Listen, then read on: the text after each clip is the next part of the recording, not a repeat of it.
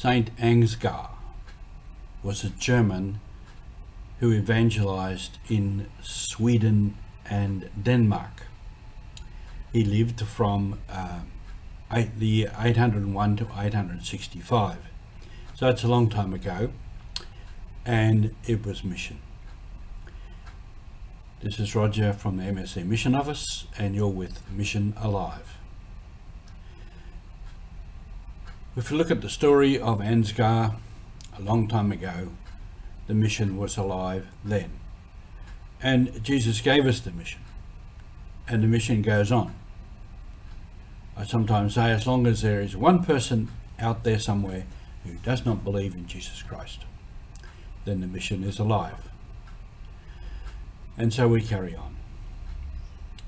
Yesterday in our broadcast, I started with the call sign, Kerau, Kerau, Kerau, Tapini, Tapini, Tipeni. Kerau, I meant to explain that.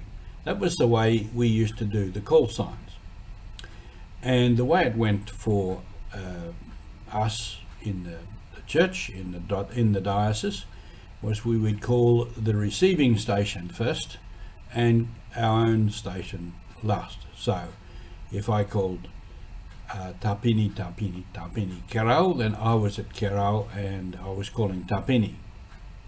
Now in that police operation that I spoke of yesterday, there was one incident where the police were at Kerau, at Tapini, then all around the place, and they were using our radio system.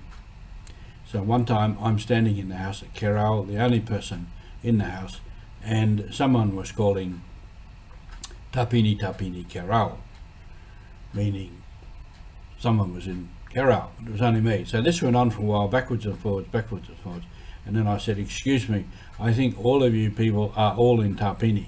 You're on different radios in Tapini.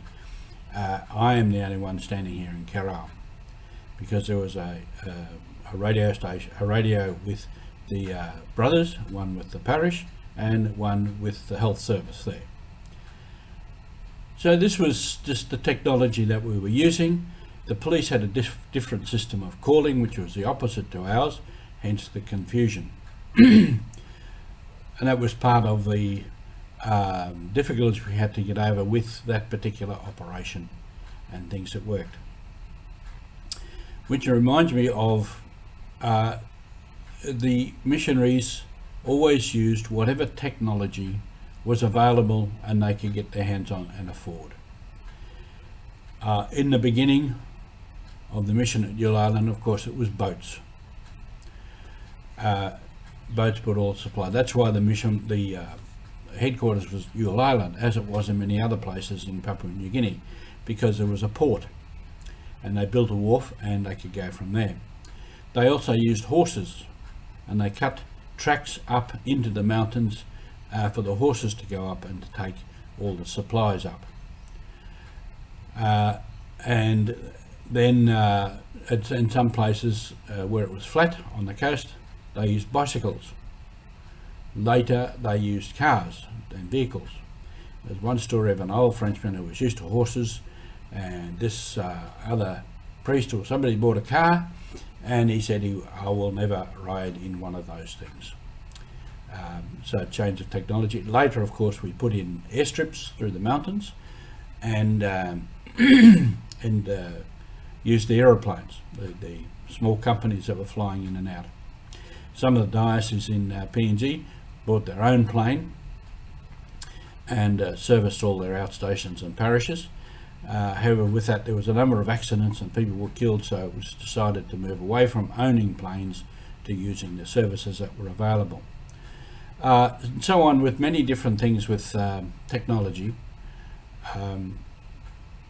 We used what was available. I came across a magazine, it's about this size. There was a catechist school on Thursday Island to train catechists for the mission, the vicariate. And from there they produced a booklet with photos and script in it, and the point of it was to sell it in France and to raise money for the mission. So we think we're a bit smart today using technology for what we want a message and to raise money and to help fund what we're doing. This was in 1896. So the mission has always been alive. The mission is alive today because I do believe there are some people out there who still do not believe in Jesus Christ.